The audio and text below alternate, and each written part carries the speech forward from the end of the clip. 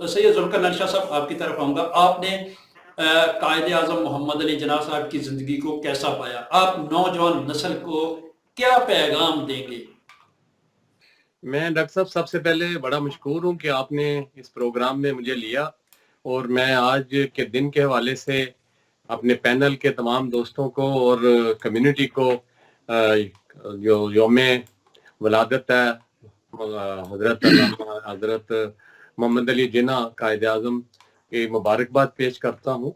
और मैं समझता हूँ कि आज आपने बहुत अहम टॉपिक पे आज प्रोग्राम किया है, और कायदे आज़म ने जो अपनी नौजवान नस्ल के लिए मैसेज दिया है, जो अपनी, मैं समझता हूँ कि उन्होंने पाकिस्तान जो हासिल किया उसके पीछे भी यही था कि जो भी मुसलमान है, उनकी अपनी स्टेट है, उसमें उनको हर तरह की आज़ादी हो, वो हर तरह से आज़ाद जिंदगी गुजार सके।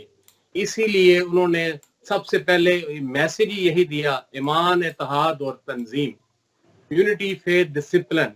यही एक चीज थी, यही एक मैसेज था जो हमको फॉलो करना था। इसमें सारी चीजें आ जाती हैं।